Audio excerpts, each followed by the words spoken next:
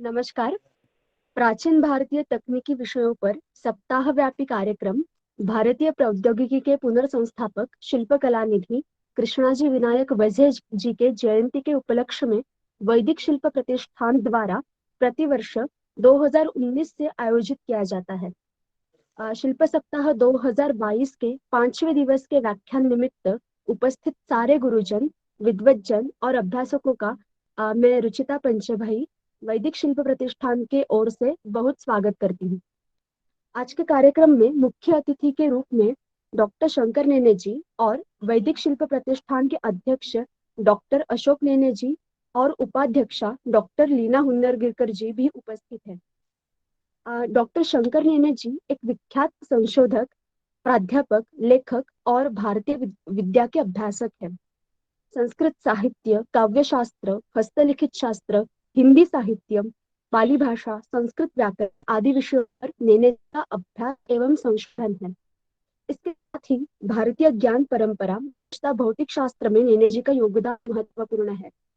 भीष्म प्रकाशन के द्वारा इंडियन नॉलेज सिस्टम यह जो पुस्तक प्रकाशित होने वाली है मराठी और अंग्रेजी भाषा में, उसका संपादन भी नेने जी ने किया है। ये हमारा सौभाग्य है कि आज के कार्यक्रम में नेने जी हमारे साथ उपस्थित है।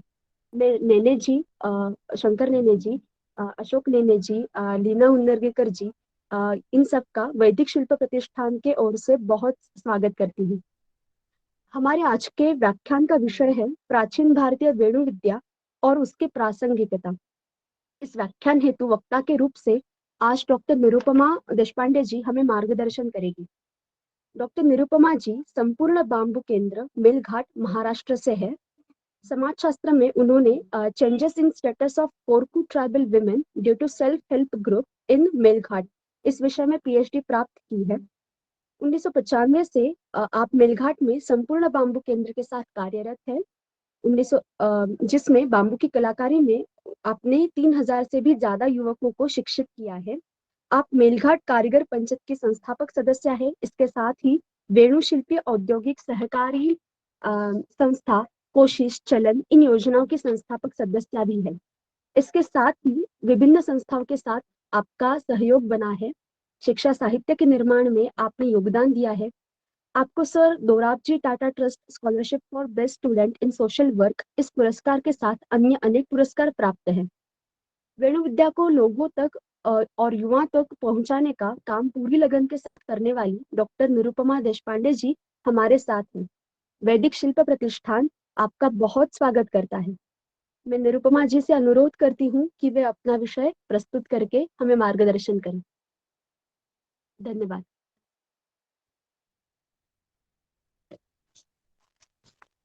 नमस्कार सभी को। आज का जो विषय है प्राचीन भारतीय वेणु विद्या और उसकी प्रासंगिकता, इस विषय पर मुझे लीनाताई, शंकर नेने सर, अशोक नेने सर, इनके सामने बात रखने को थोड़ा हिचक हो रही है, क्योंकि ये बहुत इस सब विषयों के विद्वान हैं और इन लोगों ने इसमें बहुत सारा काम किया है। तो सभी को मेरा प्रणाम। और मैं ये कहना चाहूंगी कि थोड़ा इनफॉर्मल भी बात करती हूँ, थोड़ी फॉर्मल भी करती हूँ। आप लोग सब लोग समझ लीजिए, जो प्रश्न है उसको भी पूछ सकते हैं। इस माध्यम से सभी के साथ में जो संवाद करने का ये अवसर मिला है, उसके लिए मैं वैदिक शिल्प प्रतिष्ठान की आभारी हूँ, धन्यवाद देती हूँ। और बात अपनी रखती हूँ कि बात से मेरा संबंध कब आया। तो 1994 में नागपुर में आर्किटेक्ट श्री विनू काले जी, जो बांस का काम करते थे, उनके साथ में मुलाकात हुई और स्वर्गीय सुनील देशपांडे जी, इन्होंने मुझे उनके यहाँ लेके गए और बोले ये बांस का काम करते हैं, अब हम लोग भी बांस का काम करेंगे। तो मैंने कहा मुझे तो बांस का काम नहीं करना है, क्या लकड़ी को लेके तुम लोग क्या कर रहे हो, मुझे कुछ समझ में नहीं आता है, तो मुझे बांस का काम नहीं करना है। तो जब विनुभव से मिले तो कोई आर्किटेक्ट जैसे तो वो लगते नहीं थे। वो एक धोती पहने, एक बंडी बोलते हैं मराठी में उसको, एक बनियन जैसा खादी का वो पहने, ऐसे कोई व्यक्ति आर्किटेक्ट होता है, ये तो एक समझ में ही नहीं आ रहा था। तो विनु जी से बात करी और उनको बताया मुझे तो वैसे बाकी समाज के साथ में काम करने में इंटरेस्ट है, महिलाओं के साथ काम करने में इंटरेस्ट है, ये आपके बांस में तो मुझे कोई इंटरेस्ट नहीं है। बोले ठीक है, तुम शुरू तो करो, तुम देखो तो कि दुनिया क्या है, ये कारीगरी क्या है। सिर्फ बांस, ये तुम एक बांस लकड़ी करके मत देखो, इसके साथ में जो समाज है उसको भी तुम्हें समझना होगा। तो ये बातें कुछ पल्ले पढ़ नहीं रहे थे, पढ़े लिखे थे, लगता था कि हम बहुत पढ़े हैं और समाज वगैरह तो सब जानते हैं, क्योंकि समाज कार्य का प्रशिक्षण लिए थे, सीख के आए थे, तो आगे करना क्या है। तो वो बोले कि नहीं जाओ, अभी तो जाके देखो, दिल्ली में जाओ और बांस की ये जो वस्तुएं बनी है इसको बेचो।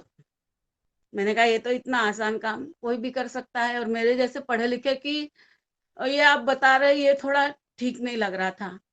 फिर भी सोचा कि चलो दिल्ली घूम आते हैं, तो दिल्ली चले गए। और दिल्ली गए तो समझ में आया कि यहाँ बिकता कैसे है सामान। हमारा तो सामान बिका ही नहीं, 3 दिन वैसे बैठे रहे। तो विनुभव से फिर बोला, विनुभव नहीं देखो, हमसे तो ये बेचना नहीं होगा, एक भी सामान बिका नहीं है। तो बोलते और देखो लोग क्या करते हैं। तो देखा लोग अंग्रेजी में बोल बोल के वहां बेच रहे थे, तो हमने भी वही चालू किया, अंग्रेजी में बोले और बेच डाला सब सामान।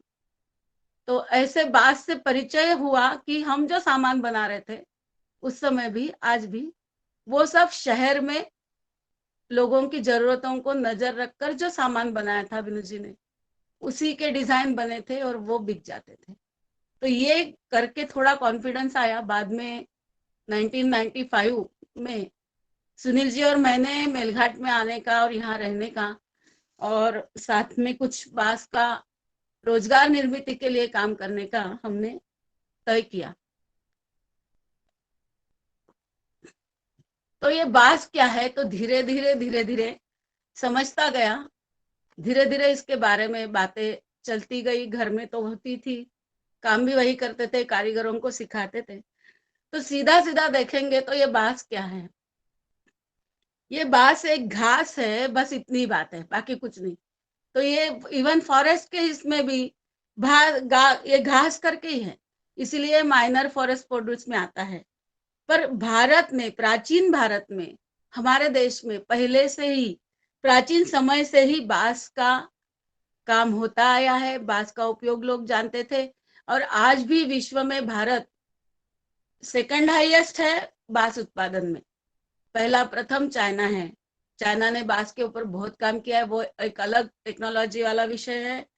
तो घास प्रजाति का ये एक पौधा है जो बढ़ता है, क्या बढ़ता है, और भारत में कुल 1200 से ज्यादा बांस की प्रजातियां हैं। और महाराष्ट्र और यानी दंडकारण्य, महाराष्ट्र में विदर्भ, तेलंगाना, छत्तीसगढ़ वाला ये जो एरिया दंडकारण्य कहा जाता था, इसमें जो बांस पाया जाता है वो है मानवेल जाति का बांस। मानवेल डेंड्राकुलम स्टिक्टस उसे बोलते हैं। तो ये मानवेल तो सब जगह मिलता है, महाराष्ट्र में कुछ कटांग भी मिलता है, और कोकण प्रांत में लाठी बांस भी मिलता है जो अंदर से भरी होता है, पोकल नहीं होता है। वैसे कर्नाटक, मध्य प्रदेश और नॉर्थ ईस्ट में जो बांस होता है वो अलग अलग प्रजातियां है। तो कच्छ का रण छोड़कर और हिमालय का बर्फीला प्रदेश छोड़कर बाकी सब क्षेत्र में बांस हमको मिलता ही है। तो हिमालय में जहां बर्फ नहीं है पर ऊंचाई वाला इलाका, उत्तराखंड का इलाका, वहां रिंगाल नाम की एक प्रजाति है जो छोटी होती है, बहुत छोटा उसका गोलाई होती है, वो मिलता है। और वहां के कारीगर उसी का उपयोग करके बांस का सामान भी बनाते हैं और अपना जीवन यापन भी उसके द्वारा करते हैं। अनेक प्राचीन ग्रंथों में ये बांस के उपयोग का और बांस के कार्य का हमें मिलता है, उल्लेख मिलता है। जानकार लोग यहाँ बैठे हैं, इस बारे में उपेंद्र महारथी जी ने पहला पुस्तक लिखा था वेणु शिल्प करके। बाद में विनु जी काळे उन्होंने भी लिखा है, वेणु भारती नाम से पुस्तक लिखा है, जिसमें आधुनिक और प्राचीन काल में कैसे काम होता था बांस का, इसके बारे में डिटेल में दिया हुआ है। तो वेदों में, सबसे पुराने वेद में ऋग्वेद में भी बांस का उल्लेख किया गया है। इसमें भी ये कई हजार पुराना है। हमारे देश में बांस का उपयोग होता है, जिसमें बांस का प्रयोग कैसे लोग करते थे उसके बारे में दिया है, वेणु शिल्प की जानकारी दी है, और पलाश, औदुंबर आदि वृक्षों के साथ में बांस की झाड़ों के प्रति और बांस के वनस्पति के प्रति भी उसमें पूरी जानकारी दी है।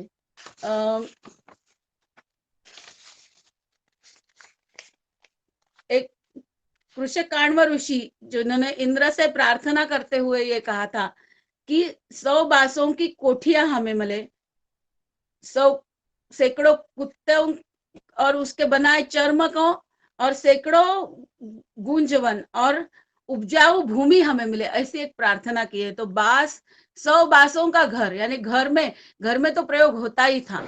अभी ये है कि बांस की अनेक प्रकार से घर में जो उपयोग करने वाली चालनियां है, टोकरियां है, ये सभी का उपयोग यहाँ लोग करते आए हैं हजारों सालों से।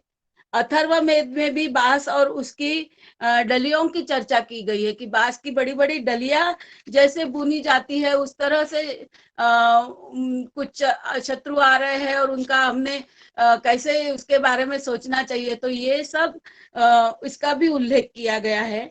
और वाल्मीकि रामायण में भी बांस का उपयोग है कि कैसे श्री राम नदी पार करते समय बांस की वो बना के पुल जैसा बना के उससे गए हैं, और दोनों तरफ नदियों के तरफ दोनों तट पर बांस के जंगल है, इसका भी उल्लेख मिलता है हमें। भगवान श्री कृष्ण का तो बांस के साथ में जो संबंध है वो तो बांसुरी का है, और उसके बारे में तो सबको पता ही है, मैंने अलग कुछ कहना ये मुझे आवश्यक नहीं लगता। और बांस के साथ महाभारत काल में अनेक प्रकार के वाद्य बांस के द्वारा बनाए हुए बांसुरी के साथ बजाए जाते थे, खास करके युद्ध के समय में। तो ऐसे ही ऐतिहासिक समय में करीब ईसा पूर्व 400 वर्ष पहले बौद्धकालीन ग्रंथों में भी बांस का उल्लेख आया है कि कैसे बौद्ध भिक्षुओं ने धारण करने के वस्त्र और पहनने के जो जूते होते हैं, तो उसमें कौन सी चीजों का प्रयोग करना है, कौन सी नहीं करना है। तो उसमें ये कहा गया है कि चर्म का प्रयोग नहीं करना है, तो उसमें बांस के पत्तों से बने जूतों पहनना है। तो बांस के पत्तों बांस के द्वारा बनाई गई सुई का उपयोग सिलने के लिए किया जाता था। सबसे बड़ा और अच्छा उल्लेख आता है तो कौटिल्य अर्थशास्त्र में आता है कि जो शिल्पों के अनेक प्रकार के शिल्प उस समय उसका उल्लेख हुआ है, तो जिसमें ये कहा गया है कि कहाँ पे बांस यानी वेणु की शिल्प वेणु शिल्प की शाला, जिसे हम वर्कशॉप कह सकते हैं, वो कौन सी जगह में होना चाहिए, कहाँ पे होना चाहिए, पीछे का उसका किस तरह से होना चाहिए, इसके भी उल्लेख आए हैं। और बांस और लोहे का उपयोग करके कैसे औजार बनाए जाते थे, इसके बारे में भी इसमें उल्लेख है कि ये औजार अपने शस्त्रागार में कैसे रखना चाहिए। तो वेणु और चर्म और ये शिल्पियों को कहाँ रखना है, तो शिल्पियों को जितना महत्व था उसका भी उन्होंने वर्णन किया है कि इन लोगों को किस तरह से रखना है, कहाँ पे इन्होंने काम करना है, कहाँ पे इन्होंने वस्तुएं बेचना है। तो बांस के ही रसोई में भी बांस के कैसे वस्तुएं उस जमाने में होती थी उसका भी वर्णन है, जिसमें तराजू है, कुछ मापने के बर्तन है, दाल दलने की चक्कियां है, फिर आटा पीसने की चक्कियां, उसमें भी बांस का प्रयोग होता था, सूप चलनी आदि, ये सब तो बांस के उस समय से होते थे। और ये सब उस समय से बाजारों में बिकता भी था सामान, तो कारीगरों की दुकानें बाजारों में होती थी, और उनको उनके द्वारा कारीगरों के द्वारा कितना कर टैक्स लेना है उसके बारे में भी लिखा है कि बांस कारीगरों से 20 से 25% उनकी जो बिक्री होती है उसका उतना टैक्स उनको देना पड़ता था, इसका भी उल्लेख है। तो यदि कोई छोटे वेणु शिल्प की छोटे वस्तुओं की कोई चोरी हो जाती है, चोरी करता है, तो उसको 12 पॉइंट दंड, और बड़ी वस्तुओं की चोरी करता है तो 24 पॉइंट दंड लगाया जाता था, तो इसका भी उल्लेख करके रखा है। वर्षा काल में लोग कैसे नदियों में बांस के द्वारा कैसे एक तट से दूसरे तट जाते थे, इसका भी उल्लेख हुआ है। कालिदास के काल में भी रामायण जो लिखा गया उसमें रघुवंश में भी बांस की चर्चा है और शुक्र नीति में भी बांस की चर्चा है। तो हर एक ग्रंथ में, हर एक काल के ग्रंथों में बांस का प्रयोग लोग कैसे करते थे, अनेक प्रकार से, अनेक इसमें शिल्पियों के कारीगरों का, कारीगरी का इसका उपयोग है। तो बांस के आधार पर लोगों की जीविका थी, लोग उसका उपयोग करते थे। और हमारा जो जीवन, भारतीय जीवन, जिसमें संस्कारों का बहुत महत्व है, कम से कम 16 संस्कारों का महत्व मनुष्य जीवन में होता है, जिसमें प्रमुखता से नामकरण है, उपनयन है, विवाह है, आदि प्रमुख जो संस्कार है, वो सभी में कारीगर उसका सम्मान भी होता था और उसकी वस्तुओं का प्रयोग भी होता था। हमारे गुरुजी रविंद्र शर्मा बताते हैं कि इस तरह से समाज व्यवस्था थी, और समाज व्यवस्था इसलिए स्थापित की गई थी कि उसके द्वारा सभी की जीविका चल सके। तो हर त्योहार में, हर उत्सव पर्व में बांस के वस्तुओं का कुछ न कुछ खरीदना, लेना देना, तो खास करके शादी में, नामकरण में और अंत्य संस्कारों में बांस के कारीगरों का भी महत्व था। उनको घर बुलाया जाता था, कभी उनको घर बुला के उनका सम्मान करके उनसे वस्तुएं खरीदी जाती थी। तो ये हमारी समाज व्यवस्था बनी हुई थी, वो अभी तो बहुत सारी टूट चुकी है। ये अभी हमको देखने को नहीं मिलता है कि कोई कारीगर को घर में बुला के उसको सम्मान पूर्वक उसको कुछ देता है, चाहे धन हो या वस्त्र हो, और उससे वस्तु खरीदता है। तो ये अभी नहीं देखने को मिलता है, पर इन सब का होता था। जैसे नामकरण करने की महाराष्ट्र में इधर ऐसा चलन है कि यदि बच्चे की शांति करना है तो उसकी शांति के लिए बांस का सूप लगता है। सूप लाते हैं, उसमें बच्चे को रखते हैं और गाय के सामने ले जाते, और गाय ने उसको चाटना चाहिए बच्चे को, जब तक उसको लेके खड़े रहते हैं। तो ये एक प्रथा थी। तो इसका मतलब क्या है, इसका वो देखना बहुत जरूरी है। तो पर कारीगरों की जीवन चले, उसकी वस्तु खरीदी जाए, इसका पूरा चिंता की जाती थी। अनेक त्योहारों में हमको छोटे छोटे सूप परड़ियां लगती है जो बांस के कारीगर बनाते थे। तो हर पर्व में उसको लाना है, उसकी पूजा करना है, एक तो इसको गरीबों में बांट देना है, दान दे देना है, और दूसरे समय पर्व में फिर से खरीदना है। तो ये हमारे यहाँ होता ही है। हर पूजा और त्योहारों में बांस की टोकरी या सूप ये तो खरीदा जाना ही है, शादियों में भी यही खरीदा जाना है। तो हमारे जीवन में जन्म से मृत्यु तक, अंत्य संस्कार के समय बसोड़ के घर से, कारीगर से घर से बांस आते थे, जब भी अर्थी ले जाते थे। तो उसका महत्व उस समय भी था, और वो भी देता था कि पूरे जीवन भर एक परिवार ने मुझे खिलाया पिलाया है, तो उसके अंतिम संस्कार में मैंने अपने यहाँ से बांस पहुंचाना है, ये उसका काम था। इस तरह से हमारी समाज व्यवस्था और प्राचीन इसमें भी उल्लेख सभी इसमें है कि बांस का प्रयोग अभी तक होता आया है। एक बहुत ही मजेदार इसमें बात हमको देखने को मिलती है। हम हमेशा कारीगरों से बात करते हैं, तो कहीं भी भारत में उत्तर से दक्षिण तक और पूरा देखा जाए तो कहीं भी सूप का डिजाइन अनेक सालों से बदला ही नहीं है, उसमें कोई चेंज नहीं कर सकते। उसकी कॉपी कर सकते हैं, प्लास्टिक के सूप आए हैं, टीन के सूप आए हैं, पर वो डिजाइन है वो नहीं बदला है।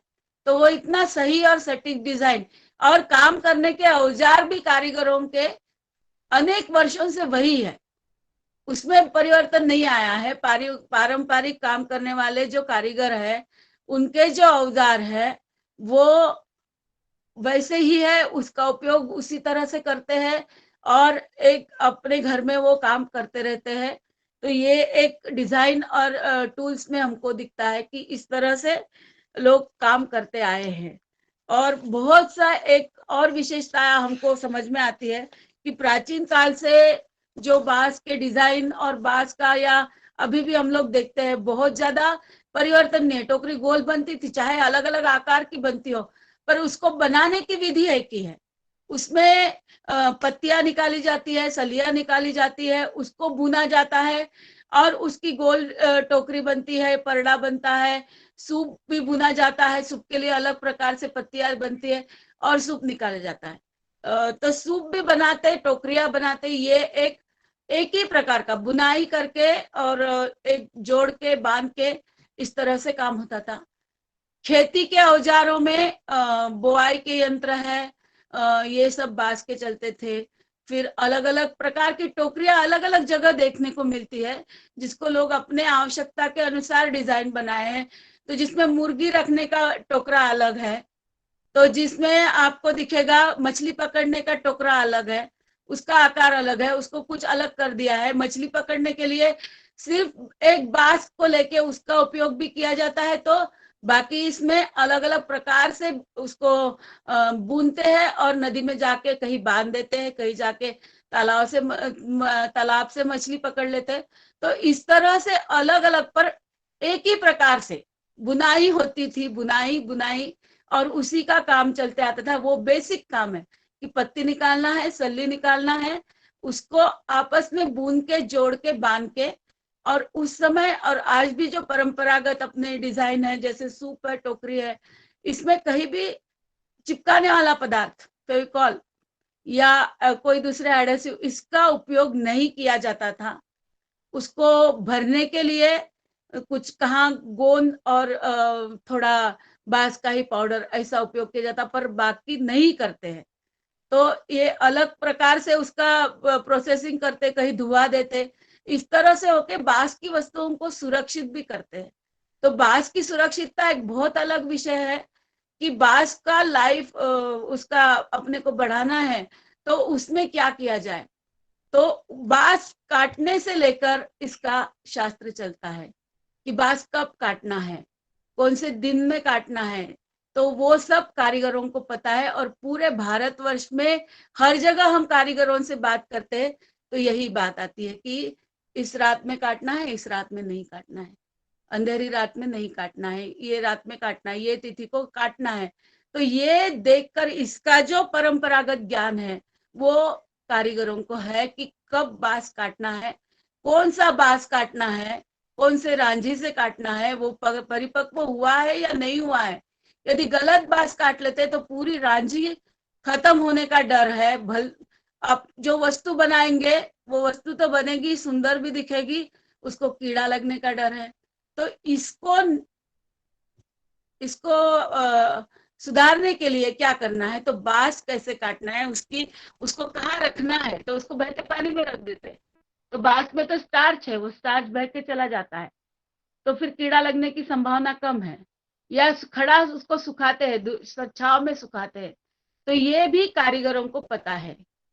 अभी कुछ वर्षों से आधुनिक इसमें काम कर रहे हैं हम लोग। अलग अलग प्रकार से बांस की वस्तुएं अलग अलग बना रहे हैं, जो शहरी मार्केट को देख के बनाए, और कुछ अलग मटेरियल का उसमें पहले प्रयोग नहीं होता था, वो अब होने लगा है। तो इसमें कुछ वस्तुएं ऐसी है कि शहर में खरीदी जाती है, बनती गांव में है। इसका बहुत ज्यादा तो मैं नहीं कहूंगी, पर अभी इसका प्रमाण बहुत बढ़ रहा है कि बहुत सारे लोग इस तरह की वस्तुएं बना के अपनी जीविका उस पर कर रहे हैं। इसमें सरकार के भी प्रयास है।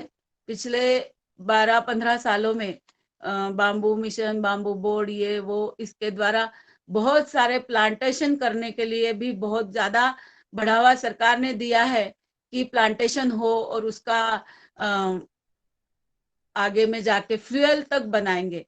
तो बांस या ऐसी वनस्पति है कि जो लगाने के बाद 5वें वर्ष से कम 30 साल तक आपको उसका उत्पाद मिलता रहता है।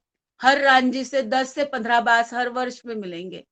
तो ये होता है, तो इसकी कमर्शियल वैल्यू बहुत ज्यादा है। उसके तरफ सबका अभी ध्यान गया है कि नहीं नहीं नहीं, सब कोई, हर कोई बैम्बू का प्लांटेशन करना चाहता है। क्यों करना चाहता है? तो इससे पैसा मिलेगा। तो ये जो है, पहले तो नहीं होता था। पहले तो ब्रिटिशों के काल में ऐसा था कि बांस जो हमारे जंगलों में था, वो तो सबसे पहला एग्रीमेंट बल्लारपुर पेपर मिल का था कि 1 रुपया टन से उसको बेचा गया था। वो बाद में बढ़ते बढ़ते कुछ बढ़ा है, पर इतने कम कीमत में। यानी हमारा एकमात्र ऐसा देश होगा मेरे ख्याल से कि जो बैम्बू का पल्प बनाकर उसका कागज बनाता है।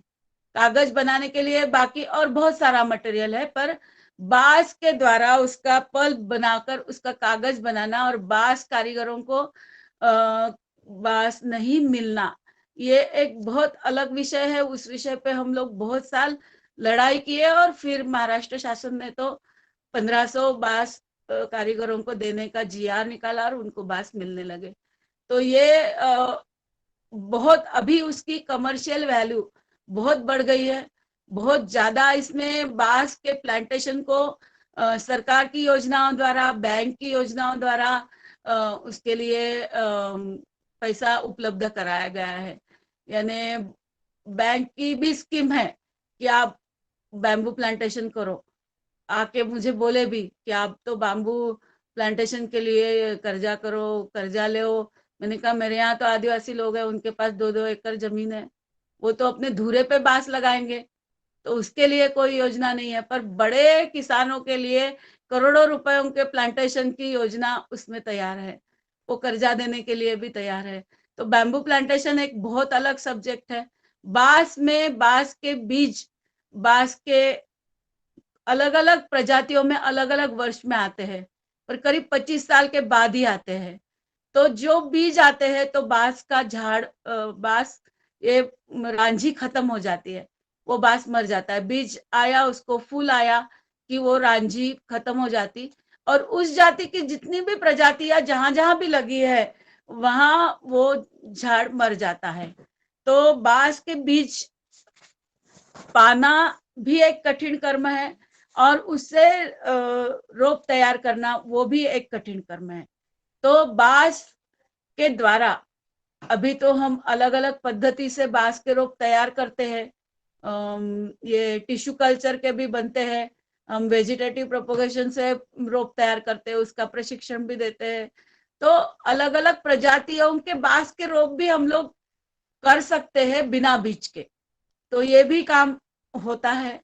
साथ ही साथ जो यहाँ महाराष्ट्र में और बाकी जगह हमने बांस का प्रशिक्षण देकर जो काम किया है, तो बांस के द्वारा रोजगार उपलब्ध कराने का काम हम लोगों ने इसमें किया।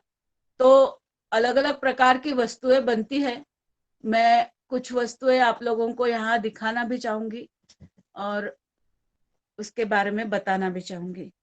छोटी छोटी वस्तुएं हैं, ये एक बांस का पेपर वेट है, ये बांस के द्वारा बनता है, बहुत ही छोटा आइटम है।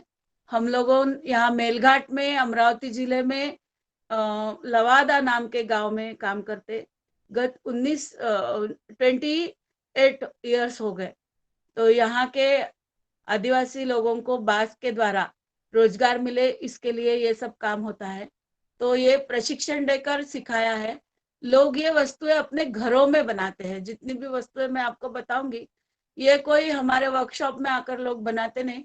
वर्क फ्रॉम होम अभी अभी लोगों ने शुरू किया है, हमारा बहुत पहले से चल रहा है। हमारे कारीगर तो सालों से वर्क फ्रॉम होम ही कर रहे हैं, अपने घर में वस्तु बनाते और उसको बेचते हैं। तो ये एक बना है, ये पेपर वेट है, इसके अंदर एक पत्थर भी डाल देते हैं ताकि ये पेपर वेट थोड़ा भारी हो जाए और कागज उड़े नहीं। ये एक पेन स्टैंड है,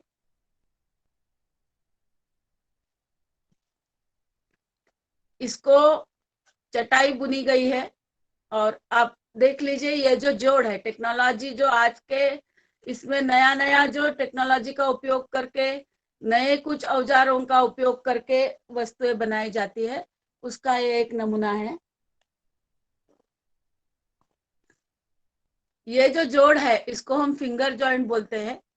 हम लोगों को सिखाते ये जॉइंट, यहाँ भी सेम है। इस तरह की और भी वस्तुएं मैं बताऊंगी कि एक ये टेक्निक, एक औजार और बढ़ने से, एक टेक्निक इसमें और करने से वस्तु अलग प्रकार की और सुंदरता से बन सकती है।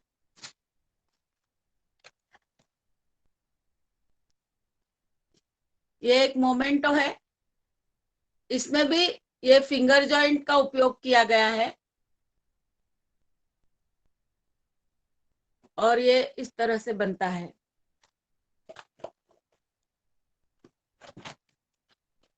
ये बांस का ट्रे है। इस तरह के ट्रे छोटे मोटे आकार में बनते हैं। इसमें भी ये एक ही टेक्निक सिखाया गया आदिवासी महिला को, तो ये अलग अलग प्रकार की वस्तुएं बनाती है, टेक्निक वही है।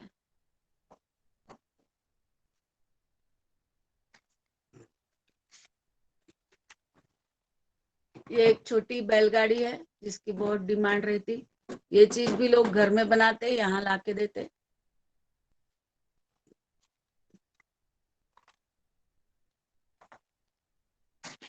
ये एक टोकरी है जो फूलदानी करके इसका उपयोग होता है। सिंपल बुनाई है, थोड़ा अलग डिजाइन बना दिया। ऐसी तो टोकरियां अलग अलग प्रकार की अपने पारंपरिक कारीगर बनाते हैं, पर ये थोड़ा छोटा बना दिया क्योंकि बड़ी टोकरियां घर में रखने के लिए शहर में लोगों के पास जगह ही नहीं है, तो ये एक छोटी टोकरी है। ये टोकरी को ये एक ऊपर से डंडी दे दी है, पकड़ने के हिसाब से हैंडल हो गया इसका। इसमें कहीं भी कील का प्रयोग नहीं किया है। हम लोग जो भी काम करते हैं, चाहे ये छोटे वस्तु बनाने का या बांस के घर बनाने का, तो उसमें कहीं भी खीले का प्रयोग नहीं होता है। कहीं नट बोल्ट का प्रयोग बड़े सामानों में हो सकता है, पर छोटे इसमें बांस ही के खील बना के लगाते हैं। ये भी एक मोमेंटो है जो बुनाई करके बनाया गया है बहुत ही सिंपल तरीके से। ये परंपरागत जो सूप बनता है उसका छोटा रूप है, मिनी सूप। ये सूप भी शहरों में बहुत बिकता है क्योंकि लोगों के घर में बड़े सूप के लिए अभी जगह नहीं है। छोटा सूप उनको चाहिए, चाहे कुछ छोटा काम करने के लिए या अपने ड्राइंग रूम में कुछ सजाने के लिए वगैरह इसका उपयोग किया जाता है।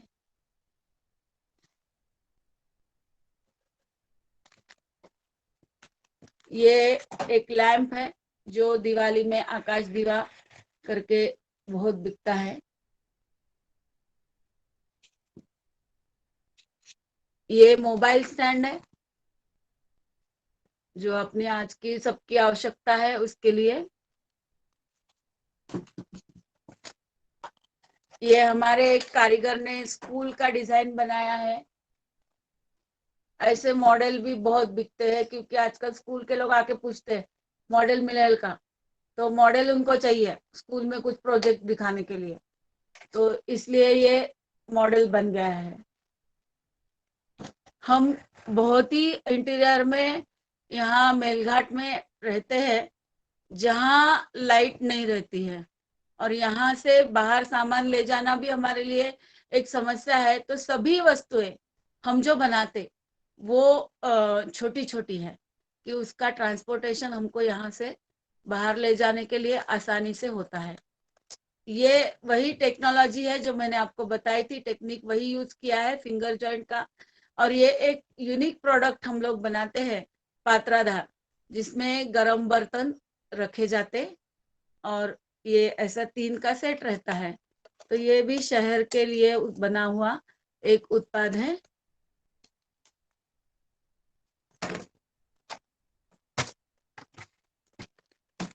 छोटी वस्तुओं का हम बहुत इससे बनाते, महिलाएं, आदिवासी महिला घर में बनाती। ये पता नहीं दिख पाएगा कि नहीं, नहीं दिख पाएगा, इधर से लाइट दिखाऊं सामने से। तो ये एक ईयर रिंग का सेट है जो कान में पहनती है और ये बहुत बिकते हैं। ये दूसरा उसका डिजाइन है, ये तीसरा डिजाइन है। ये सब महिलाएं घर में बनाती है जिसका उनको अच्छा रोजगार मिलता है।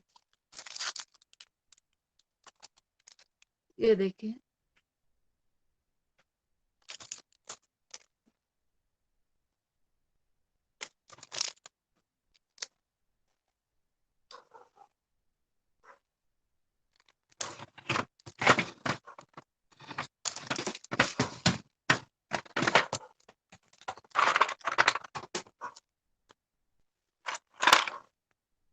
इसी तरह ये छोटा एक एटम उत्पाद, ये बांस की हेयर क्लिप है।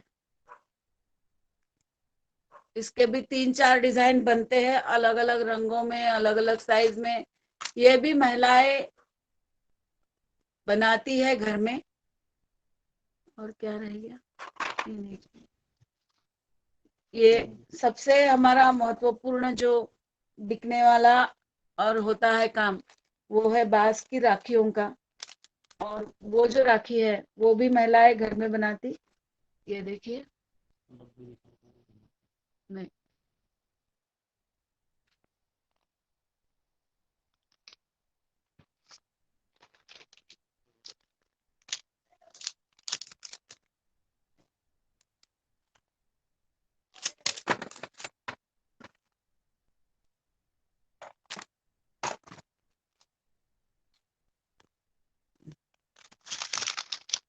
तो इस तरह से छोटी छोटी वस्तुएं बनती हैं।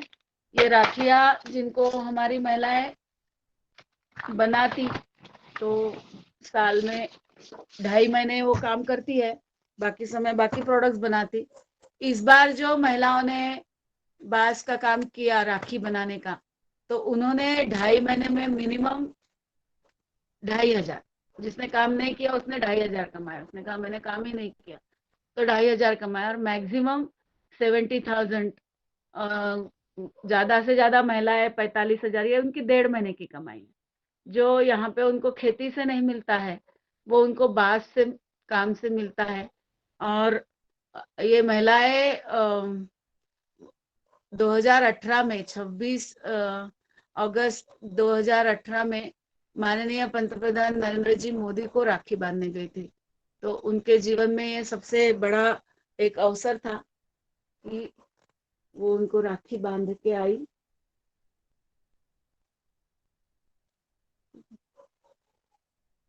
ये हुआ हैंडीक्राफ्ट का काम। इसके सिवा और भी बहुत सारे डिजाइन है जो हम बनाते और बेचते हैं।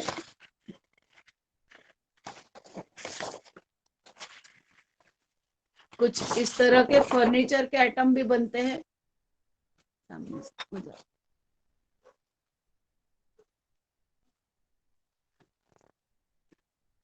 जो ऑर्डर पर बनते हैं, पर यहाँ से ले जाना ट्रांसपोर्टेशन में खर्चा ज्यादा आता है, इसलिए हम ऑर्डर से ही इसको बनाते हैं। इसके लिए हमारी कोऑपरेटिव है। और सबसे बड़ा काम हम लोग जो करते हैं वो बांस के घर बनाने का काम करते हैं। बांस में भारत में प्राचीन जब से घर बनाने लगे, मुझे लगता कि बांस का प्रयोग, लकड़ी का प्रयोग होता ही आया है। बांस का ज्यादा प्रयोग होता है और उसके बांस खराब भी नहीं होते। यानी ये होता है कि घर में पहले चूल्हे जलते थे तो बांस का सीजनिंग अपने आप हो जाता था और बांस को धुआं लगता रहता था, तो बांस में कीड़ा नहीं लगता था, तो बहुत साल बांस रहते थे, अच्छे रहते थे। तो बांस के घरों में हम लोगों ने करीब 97 से बांस का प्रयोग घर बनाने के लिए कर रहे हैं। अलग अलग प्रकार के हमने बांस के घर बनाए हैं जो गुजरात, मध्य प्रदेश, आंध्र प्रदेश, तेलंगाना, महाराष्ट्र, उत्तर प्रदेश और मध्य प्रदेश में भी अलग अलग जगह पे बांस के मकान बनाए। जिसमें गुजरात में सबसे बड़ा काम हम लोगों ने किया था जब भूकंप आया था। भूकंप के बाद में लोग ईंट के घरों में रहने को डरते थे और हम लोगों ने उनके लिए घर बनाए थे। वहां 750 घर एक वर्ष में बनाए गए, जिसमें मेलघाट के 50 युवक साथ में गए थे देश पांडे जी के, और उन लोगों ने वो घर वहां पे बनाए थे। तो ये इसका फोटो है।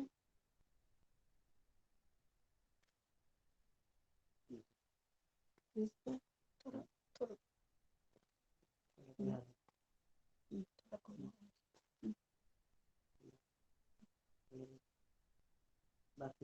नीचे नीचे नीचे।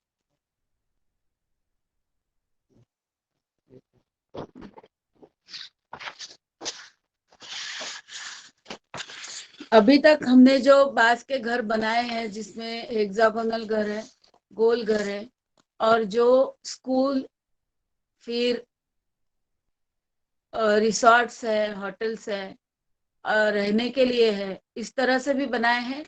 और उसके बाद में हम लोगों ने बांस के द्वारा बाथरूम भी बनाए मेलघाट में, जहाँ एक गांव चित्री नाम का गांव है आदिवासी लोगों का, उसको पूरा ही बांस का बाथरूम युक्त गांव बनाया है।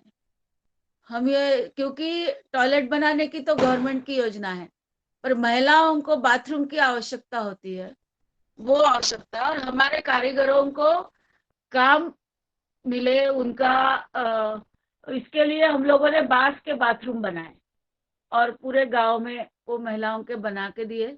वहां की ज्यादा महिलाएं हमारे साथ में राखियां और बाकी छोटी चीजें बनाने का काम करती है। ये कुछ, जैसे ये एक नमूना है। जैसे हमने गौशाला भी बनाने के काम किए।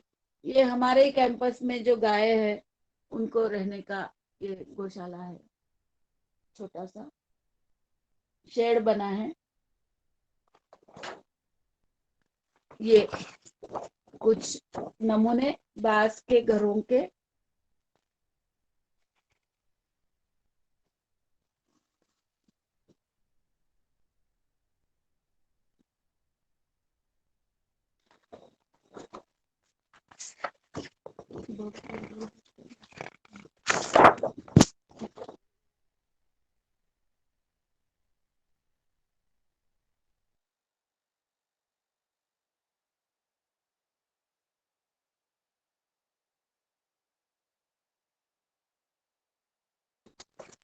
ये हमारा ग्राम ज्ञानपीठ का मुख्य यज्ञ मंडप है। ये डिजाइन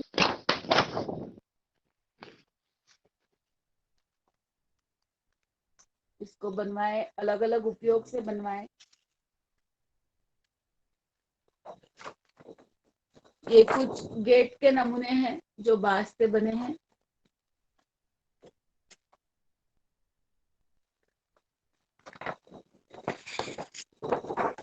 ये बांस के डोम भी बनाते हैं हमारे बच्चे।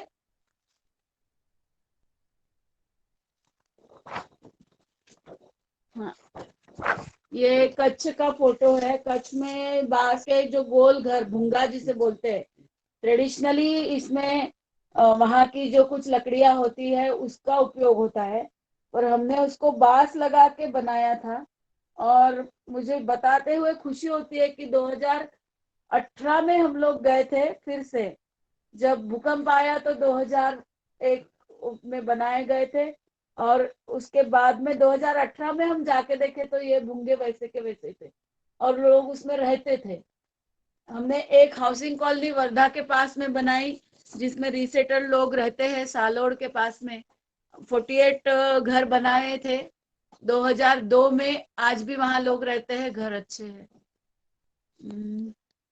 इस तरह से बांस का उपयोग हाउसिंग में, गृह निर्माण में होता है। जो बांस को हम ट्रीट करके उसका उपयोग करते हैं, और हम लोग रासायनिक कुछ भी उसमें पदार्थ का उपयोग नहीं करते हैं, नैसर्गिक पद्धति से ही बांस का ट्रीटमेंट करते हैं। मेरे साथ मेरे एक साथी है गोरेलाल अहिरिया करके, तो वो कुछ उन कहेंगे, ऐसा मैं उनको कहती हूँ। गोरेलाल स्वयं दिव्यांग है और वो अपने बारे में थोड़ा बताएंगे। राम राम, मेरा नाम गोरेलाल अहिरिया। मैं 2004 से ट्रेनिंग किया। ट्रेनिंग करने के बाद यहाँ पे कारागिर काम करने लग गया, और लोगों को सिखाता भी मैं, और लोगों को सिखाता और स्वयं यहाँ पे काम भी करता। और यहाँ पे बहुत से काम करता है। यहीं पे रहता लवादा में। ठीक है, धन्यवाद। मुझे लगता है कि मुझे जो बताना था मैंने बताया तो है। अभी यदि प्रश्न है, किसी को कुछ कहना है तो कह सकते हैं।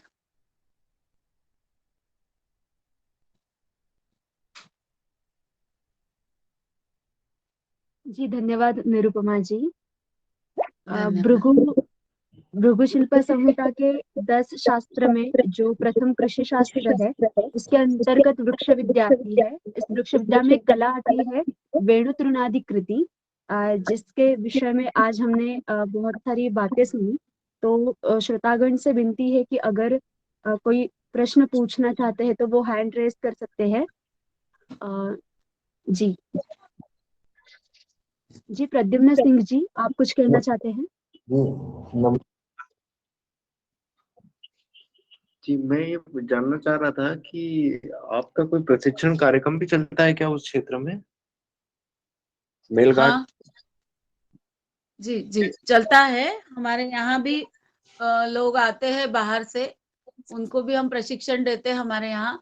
और यदि ज्यादा लोगों को प्रशिक्षण देना है तो हमारे आर्टिजन भी जाकर प्रशिक्षण देते हैं। तो ये मास्टर इसका कार्ड है हमारे पास। हाँ ये आपका क्षेत्र मेलघाट, ये परतवाड़ा खंडवा वाला जो बेल्ट है, जो दाड़नी हाँ वाला, हाँ, उसी रूट पे सही पड़ता कहा ना? आपने, सही कहा। परतवाड़ा से आप खंडवा की तरफ जाते हैं तो हमारा 83 किलोमीटर है परतवाड़ा से, और धारणी हमारा ब्लॉक है तो धारणी से 15 किलोमीटर है। अच्छा, आप खंडवा दाड़नी के मेरे पास यहाँ ही से 100 हैं। किलोमीटर है। हाँ, धन्यवाद। और कुछ किसी को पूछना है क्या? जी नेने जी, अशोक नेने जी। हाँ, हेलो, नमस्कार सर। नमस्कार। एक एक दो तीन प्रश्न थे।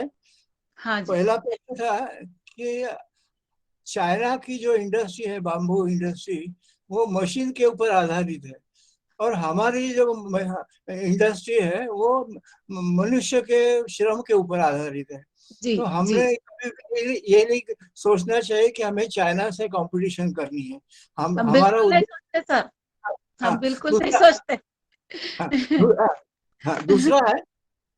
दूसरा प्रश्न है हाँ कि ये बाम्बू जो है, वो उसके जो फाइबर होते हैं वो हाँ स्टील से भी ज्यादा मजबूत होते हैं। बाकी जी। पब्लिक को मालूम नहीं होगा कि बाम्बू हम्म, के जो फाइबर होते हैं वो स्टील से मजबूत होते हैं। इसलिए हमारे एक मित्र KR दाती करके थे, उन्होंने बाम्बू लेमिनेटेड बीम और कॉलम बनाए थे। तो उस डायरेक्शन में अपने इंजीनियरिंग कॉलेजेस में, IITs में रिसर्च होने की बहुत आवश्यकता है, क्योंकि क्योंकि पढ़े लिखे इंजीनियर तो ये होममेड इंडस्ट्री जैसे अगरबत्ती के स्टिक बनाना या लैम्प शेड बनाना, इसमें इंटरेस्टेड नहीं होंगे। वो अपनी फैक्ट्री डालना चाहेंगे। तो उनके लिए एक रिसर्च का बहुत अच्छा टॉपिक है कि bamboo laminated beams and columns. तो इसके ऊपर रिसर्च का आप प्रोजेक्ट किसी IIT में स्पॉन्सर कीजिए, ताकि आपको अल्टीमेटली वो इंडस्ट्री करके एस्टेब्लिश होगी। और दूसरा है कि बाम्बू का जो है कि अन्य उपयोग जो है, जैसे मेडिसिन है और कुकरी में है या मेडिसिन है, वो इसका कोई थोड़ी सी जानकारी या किसी किताब में आनी चाहिए। और आखिरी का सवाल जो मेरा पर्सनल है कि हुनर खोज कब पब्लिश हो रही है? आपने बहुत मैं सबसे आखिरी से शुरू करती हूँ सर। हुनर खोज कब पब्लिश हो रही है? हमने तो सबमिट कर दी। अभी पब्लिश करना वो उनका काम है, सरकार का, तो वो करेगी, ऐसा हम सोच के चलते। नहीं तो हम तो अपना देखेंगे। मैं आपसे मिलना चाहूंगी इस विषय में। और मेडिसिन की बात है तो आयुर्वेदिक मेडिसिन में वंशलोचन करके होता है बांस में। जब बांस को फाड़ते हैं तो उसके हाँ, अंदर जो पानी होता है, उसका कुछ कैल्शियम के साथ में बूंदे ऐसी बन जाती है। वो गोल गोल गोल होता है, कभी सफेद होता है, कभी थोड़ा सफेद में लाल रंग मिला हुआ, इस तरह से होता है। और वो बहुत अच्छी दवाई है जो आयुर्वेदिक दवाइयों में उपयोग होती है, जिसकी मुझे बस इतनी जानकारी है, क्योंकि वो कौन से दवाई में उपयोग करते मुझे नहीं पता, वो आयुर्वेदिक तज्ञ लोग बता सकते हैं। कुकरी का ऐसा है कि नॉर्थ ईस्ट में जो बांस है, सभी बांस खाने योग्य नहीं होता है। तो नॉर्थ ईस्ट में जो बांस मिलता है वहां उसका अचार और उसको खाया जाता है। यहाँ हमारे क्षेत्र में भी जनजाति में लोग बांस खाते हैं, उनको पता है कि कौन सी जगह का बांस खाना है। और जब बांस निकलता है नया बांस, तो वो कोला बांस को काट के उसको सब्जी बनाते हैं, भजिए बनाते हैं, बहुत बढ़िया लगता है। पर वो उस सीजन में मिलता है। अभी इस पर ज्यादा रिसर्च होने की जरूरत है कि हमारे जैसे क्षेत्र में जहाँ बांस हो सकता है, वहां खाने वाला बांस भी हम कैसे लगाए। हमने उसका प्रयास किया था, वो लगा नहीं। उसके बारे में ज्यादा संशोधन करने की उसमें भी आवश्यकता है। तो और हमारे यहाँ तो ये था कि संपूर्ण बाम्बू केंद्र में देशपांडे जी बांस काटने नहीं देते थे खाने के लिए। वो बोलते थे नहीं नहीं, ये काम की चीजें आप नहीं खाओ। तो हम कभी बांस काटे नहीं यहाँ पे। एक प्रश्न जो आपने बोला था कि आईआईटी और इन्होंने रिसर्च करना चाहिए। अभी हम लोग जो टेक्निक यूज कर रहे हैं घर बनाने में, तो हम लोग अभी डिमांड ऐसी है, लोग जो घर बनाते हैं फार्म हाउस में इधर उधर, बहुत सारे, और रहने के हिसाब से लोग घर बनाते हैं जिसमें रहते भी है। तो उनको उसमें जो बांस को फाड़ कर हम लोग उसके पैनल बनाते, और उसको पहले तो ट्रेडिशनली हम लोग गोबर मिट्टी से उसको लीपते पोतते थे। आजकल लोगों को वो नहीं चाहिए, तो हम उस पर बांस का, सीमेंट का और रेती का प्लास्टर करते हैं। तो इसको हम लोग यानी बाम्बू क्रीट जैसे ही बोलते कि जैसे कंक्रीट होता है, जैसे ये बाम्बू क्रीट हो गया। तो बाम्बू क्रीट का हम बहुत उपयोग कर रहे हैं, और लोगों को वो पसंद भी आ रहा है। दिखने में दीवार भी अच्छी दिखती है, फिर मेंटेनेंस भी उसमें कम हो जाता है बांस के घर का, और दीवार थोड़ी कम यानी थिक होती है अपने ईंट की दीवार की तुलना में। तो इस तरह के घर लोग मांग रहे हैं। इस पर हमारा वीएनआईटी नागपुर और पुणे की सीओईपी संस्था है, उनके साथ में भी हम लोग कुछ इसमें रिसर्च का काम कर रहे हैं। अभी ये 2 साल की डेवलपमेंट है कि वहां के लोग यहाँ आके देख के वो काम होता है।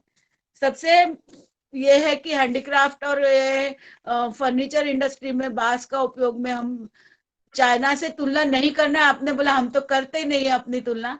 और बात यह है इसमें कि हमारे यहाँ पे जो बांस के कार्यक्रम चलाए जा रहे हैं, उसमें जो मशीनें आ रही है, और मशीनों से काम मैंने देखा है मुझे कि हर जगह मशीनें आके पड़ी है, उसका उपयोग होता नहीं है। मुझे तो अभी अभी अभी 2 जगह से बहुत बड़े बड़े लोग मुझे मिले और बोले नहीं मैडम आप तो भेज दो अपने आर्टिजन को, और हमारी ये वर्कशॉप देखो ये चालू कर दो। मैंने कहा माफ करो, हमारी वर्कशॉप में इतनी मशीनें है नहीं, और हम मशीन का उपयोग करते नहीं। वो मशीन के लिए हमारे यहाँ का बांस भी उपयोगी नहीं है।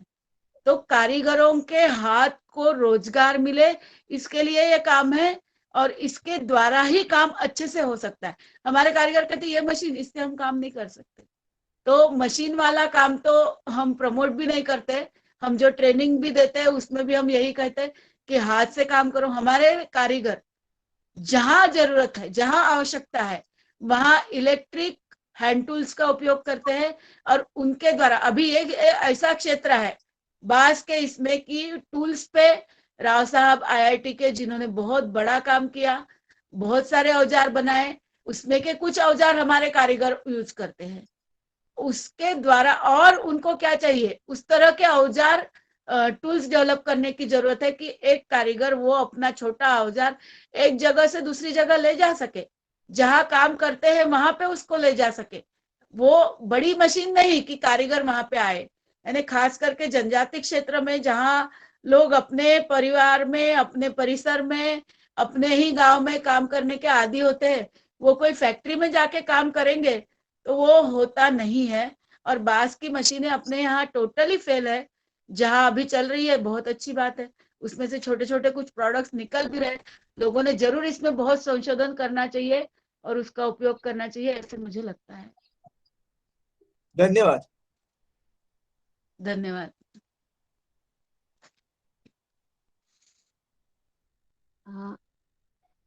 जी, तो आपने क्या दूसरा एक धारणा है जो मैंने बीच में सुना था, और ये मिथ्या मैं दूर करना चाह रहा हूँ अपने लिए या बाकियों के लिए भी होगा, कि भारतीय पूजा पद्धति के अंदर बांस का प्रयोग वर्जित होता है। तो केवल पूजा पद्धति में वर्जित है, बाकी जीवन में तो इसको उतार सकते हैं और उतारा जाता होगा शायद, अगर आप इस देखिए पूजा पद्धति में वर्जित है, और हमारे इसमें बांस की अगरबत्ती हम जलाते नहीं है। हमारे इसमें यदि पूजा पद्धति में बांस होता था तो अगरबत्ती या स्वाहा ऐसे बोलते थे, या दीप, हमारे इसमें है धूप दीप समर्पयामि, यानी आप धूप और दीप अर्पण करो भगवान को, तो जी जी। धूप होता था, ये अगरबत्ती नहीं होती थी क्योंकि बांस जलाते नहीं है। जब अंतिम संस्कार होता है तो वो उस पर बांस पर अर्थी जाती है, अर्थी जलाते नहीं है, वो बांस फेंक देते वहीं पे शमशान में। तो बांस जलाने से जो गैस निकलते हैं, वायु जो निकलते हैं, वो हमारे लिए हानिकारक है। वो अभी कौन से वायु है, क्या है, कितने हानिकारक है, वो डिटेल्स मुझे नहीं पता, पर इतना तो जरूर पता है कि बांस जलाते नहीं है और उसके वायु हानिकारक है।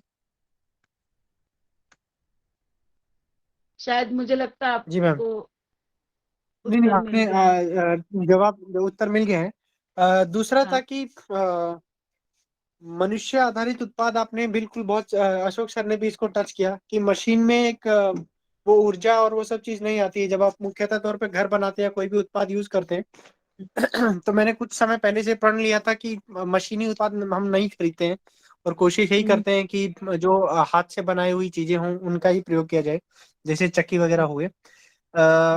मेडिसिन में आपने भी अशोक सर ने भी पूछा था, तो मेरी धर्मपत्नी जो है वो आयुर्वेद का अध्ययन करती हैं, तो मैंने अभी थोड़ा सा उनसे चर्चा किया, तो इसका वंशलोचन का कफ कम करने में, पित्त कम करने में, कान में खून आना या बुखार और मूत्र से रिलेटेड जो भी बीमारियां होती हैं, तो क्योंकि ये जो अपना आदिवासी कहें या जंगल में जो रहते हैं जनजाति हैं, तो उनका एक्चुअली बीमारियां होता नहीं था क्योंकि जंगल में उतनी औषधियां उपलब्ध होती थी। तो बांस तो एक चीज है जिसकी काफी जड़ भी काम में आती है, आपने बताया कि उसका रस भी काम में आता है और खाया भी जाता है। अ, दूसरा मैम, ये बांस जो पैदा होता है अलग अलग क्षेत्र में होता है, तो इसका उत्तर भारत में मतलब बांस को उगाने के कोई एक पर्टिकुलर रीजन चाहिए होता है कि बारिश हो, पानी हो, मिट्टी ऐसा कुछ हो? हाँ, मिट्टी तो चाहिए, और बांस वैसे उगता कहीं भी है, पर लोग उसको लगाना नहीं चाहते क्योंकि उसकी धारणाएं अलग अलग है। लोग हमारे इधर तो लोग बोलते कि नहीं इसमें सांप रहते हैं, पर बांस जो है यदि हम लगाते हैं, खास करके ऐसी जगह कि जहाँ मिट्टी बह के जाने की संभावना है, ऐसी जगह रखेंगे तो वो बांस की जो जड़ें नीचे जो होती है वो पंजे जैसे होती है, थोड़ी ऐसी गोलाकार और पंजे जैसी होती है, तो वो मिट्टी पकड़ के रखती है। तो मिट्टी का बहाव रोकने के लिए बांस लगा सकते हैं। तो बांस लगाने के बारे में उसमें सांप आ जाते हैं, वो ऐसे कहा जाता है, पर वो उतना सही नहीं है। तो आजकल तो लोग लगा रहे हैं। हमने 30,000 बांस के पौधे, जो बिल्कुल गरीब क्या बोलते हैं, शेतकरी किसान है, उनको उनके धुरे पे लगाए हैं। और वो 5 साल 2013-14 में लगाए थे हमने पौधे, तो आज उनको अच्छा उत्पाद उससे मिल जाता है। तो ये एक एडिशनल इनकम हो गया, उनके खेती को भी उसका बॉर्डर हो गई है, कुंपण हो गया है, तो एक नेचुरल वो हो जाता, वो बढ़ता भी है, उसका एक टेक्निक है। और उस तरीके से लगाएंगे जैसे हम ये करते हैं हमारे यहाँ, जिनको बांस लगाना है लोग पूछते हैं, तो धुपकाले में अप्रैल मई के बाद में आप गड्ढे खोद के रख दो, और वो 8 फीट पे हम लोग सजेस्ट करते, 6 से ज्यादा फीट होना चाहिए। उसके पास में 6-6 फीट के अंदर आप यदि बांस दूसरा पौधा लगाता है तो एक भी रांझी आपकी सही नहीं बढ़ेगी। तो कम से कम 6 फीट से ज्यादा उसका डिस्टेंस होना चाहिए। 8 फीट रखेंगे तो बहुत अच्छा है, तो वो बढ़ेगा। उसको बारिश शुरू हो गई कि उसके बाद में लगा दो। और हम ये भी सजेस्ट करते हैं कि बहुत छोटा पौधा ना लो, आप 2-2.5 साल का बड़ा पौधा लो और उसको आप लगाओ, तो आपका पौधा बड़ा हो जाएगा, तो उसको बकरियां वगैरह नहीं खाएगी, तो वो बढ़ जाएगा।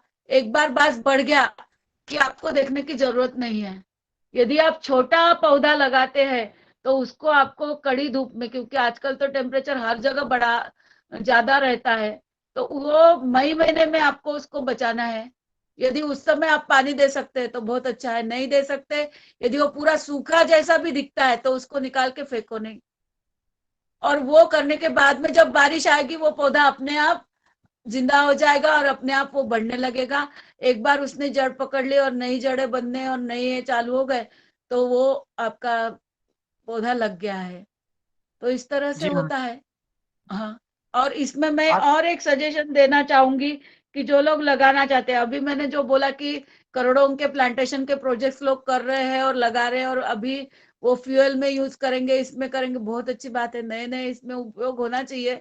पर जो सामान्य, हम तो जिनके साथ काम करते, सामान्य आदिवासी लोग हैं या जिनके पास कम जगह है और हमको कुछ उत्पाद चाहिए, ये एक ऐसा पौधा है, आप एक बार लगा लो, 30 साल तक आप उसका उत्पाद ले सकते हैं। तो ये लगा दो, पर वो झाड़ लगाओ, वो प्रजाति आप लगाओ कि जो आपके लोकल एरिया में है, ऑलरेडी है, वही लगाना है। यदि आप टिश्यू कल्चर वाला महंगा प्लांट खरीदते हैं और वो लगाते हैं तो आपको उसको पानी देना पड़ेगा, आपको उसको खाद भी देना पड़ेगा, आपको उसको बचाना पड़ेगा, वो थोड़ा नाजुक भी होता है। पर हमारे क्षेत्र में, जैसे हम मध्य क्षेत्र में है या महाराष्ट्र में है, तो वहां जो है मानवेल जाति का सामान्य इसका जो पौधा है वो लगा देंगे तो वो 5 साल में आपको उत्पाद देने लगेगा। जी मैम। सर, नमस्कार।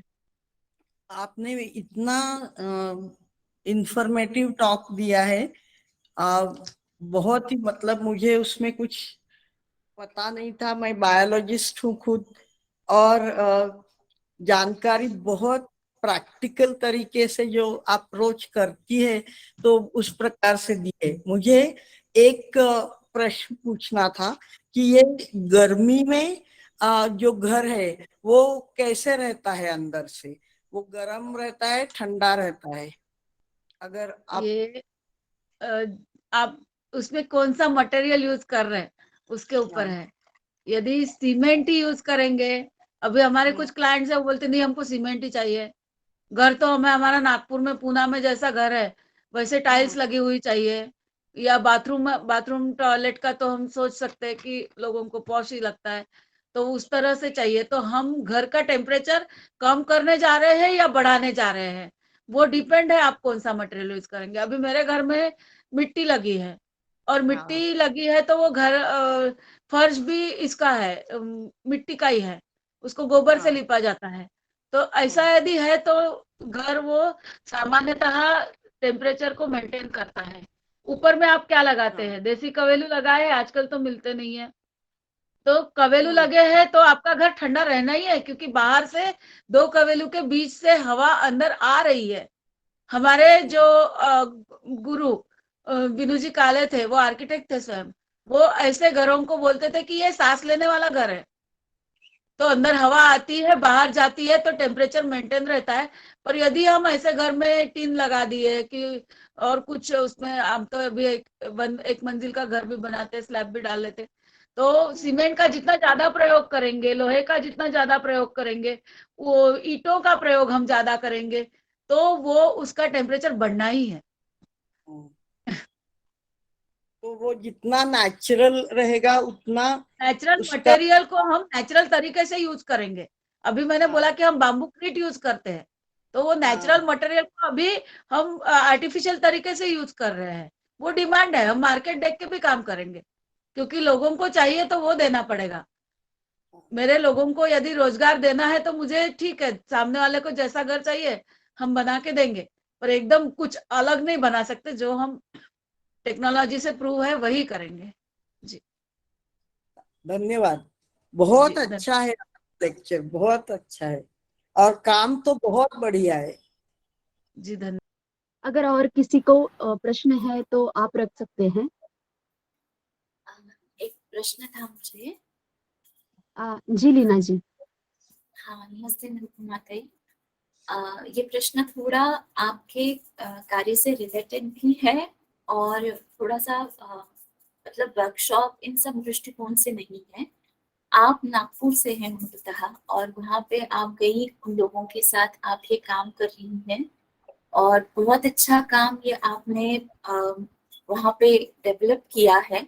और खास करके आप वहाँ के लोगों को एक जो उत्पाद से रोजगार की बात करनी है, वो भी बहुत ही अच्छा आपका विचार है। मेरा प्रश्न थोड़ा सा अलग है कि आपका जो, अगर हम विधिवत शिक्षा देखें तो आप समाज शास्त्र से जुड़ी हुई हैं, आपका विद्या वाचस्पति उपाधि भी उसी में है, और आप अभी इन लोगों के साथ जब आप ये काम कर रही हैं, तो आपने ये जब पहली बार इनसे आपका संवाद हुआ होगा, तो आपको कुछ ऐसा समस्याएं आई हैं क्या कि इनके साथ काम करते समय या इनसे जुड़ते समय, ऐसा ऐसा कुछ आपका अनुभव आप शेयर करना चाहेंगे हमारे साथ? आपका माइक म्यूट है निरुपमा ताई। हाँ, जी मुझे माफ कीजिए, समस्या शब्द का उपयोग ही नहीं करते हैं। वो एक कुछ चॅलेंजेस है, आव्हान ज्याला आपण म्हणू, तो चॅलेंजेस तो थे, पर उसमें बहुत मैंने लगा नहीं ऐसे कि वो चैलेंज है करके। तो लोगों, हमारे घर में ही एक कारीगर रहता था शुरू में, यहाँ रहने को आए तो, और वो वस्तुएं बनाता था, और हमने किसी को उस समय बोला नहीं कि आप आओ और सीखो करके। तो वो काम करता था और लोग आके देखते थे, वो आंगन में बैठे बैठे काम कर रहा है, लोग आके देख रहे हैं, तो ये होता था। और आह्वान तो उसमें यानी चैलेंजेस बहुत थे, पैसा नहीं था, ये नहीं था, लोगों को समझ नहीं थी, उसके लिए समय लगा। 10 साल तो मुझे लगता है कम से कम हम वो गांव में यहाँ पे रहे, उसके बाद में लोगों ने हमको समझ लिया। लोग ये कहने लगे नहीं नहीं, ये काम करना चाहिए, ये काम से पैसा मिलता है, तो लोग जुड़ते गए अपने आप। अभी हम किसी को ट्रेनिंग के लिए आओ करके यहाँ बुलाते ही नहीं है, लोग अपने आप आते हैं, बोलते हमें सिखाओ। मैं सबसे मजेदार बात ये बताऊं कि हमने जिनको सिखाया है वो घर में काम करते हैं। उसका एक एडवांटेज ये है कि लोग अपने घर में अपने भाई, अपनी पत्नी, अपने पड़ोसी इसको सिखाते हैं, उनको अपने साथ में जोड़ लेते हैं। तो जिनको हमने ट्रेनिंग दिया उससे कई 5 गुना ज्यादा लोग अभी वहां पे काम करते हैं। तो ये होते गया है, और चैलेंजेस ही है, अभी भी है, पहले भी थे, पर अच्छा लगता है कि अपन जो कर रहे हैं उससे लोगों को पैसा मिलता है। ये एक आखिरी बात कहती हूँ, और फिर कि वहां पे रहते थे, एक प्रसंग ऐसे थे कि कोरकू लोगों के घर में ही हम लोग रहते थे, और दोनों घर में बीच में बांस का टट्टर लगा है, और बच्चे दोनों घर के देखते थे वहां से, और मुझे रोज पूछते थे कि मैं खाना बनाते रहती, कुछ काम करती, तो रोज पूछते कि चूजा उठू, यानी तुम्हारे घर में क्या खाना बना है, सब्जी क्या बनी है। तो मैं उनको बताती थी आज ये सब्जी बनी, आज वो सब्जी बनी, या कुछ और बना। फिर मैं भी उनको पूछती कि तुम्हारे घर में चूजा उठू, कि तुम्हारे घर में कौन सी सब्जी है। तो बच्चे बोलते थे कि उटू का बन, सब्जी नहीं है। तो ये बहुत दुखदाई था कि हम रोज सब्जी खा रहे हैं और लोगों को रोज सब्जी नहीं है। तो इसका मतलब उनके घर में सब्जी खरीदने के लिए उस समय पैसे भी नहीं है, और गरीबी इतनी है। इस पर हम क्या कर सकते हैं? तो जो कुछ हम लोग कर रहे हैं, तो लोगों के घर में उनकी थाली में अच्छा भोजन कैसा जाए, इसका ये प्रयास है, और जिसका हमें बहुत समाधान मिलता है, सेटिस्फेक्शन मिलता है। बस मुझे इतना ही कहना है। जी, ये बहुत बड़ी बात है और आपका कार्य भी बहुत बड़ा है, और आप इसके साथ भी बहुत सारे जो अन्य कार्यशालाएं भी आपके यहाँ पे होती हैं, और आप बहुत सारे उत्सवों का भी वहाँ पे मतलब आयोजन करते हैं, और उन लोगों की जी। कला भी वहाँ पे सादर होती है। तो ये एक बहुत अच्छा आपने कार्य किया है, तो ये बहुत अभिनंदनीय बात है। बहुत बहुत धन्यवाद। धन्यवाद, धन्यवाद। धन्यवाद। जी। और कुछ प्रश्न है किसी का? हाँ जी, एक प्रश्न था मेरा। जी जी, मैं ये पूछना चाह रहा था कि आप अभी जिस जगह रहते हैं, तो ये जो वन विभाग का मतलब ये जो बास है जो धारनी साइड का, ये खंडवा और इधर जो बास होता है वो एक ही है या अलग अलग है, जो आपका पूरा सतपुड़ा बेल्ट में जो बास होता है? नहीं, एक ही है, एक ही है। ये खालवा वगैरह कुछ और अलग ये जो पूरा जी? एक दो तीन प्रजातियां हैं अपने क्षेत्र में। एक मोटा बांस अच्छा। होता है जो कटांग कहलाता है, बहुत मोटा होता है, और दूसरा मानवेली।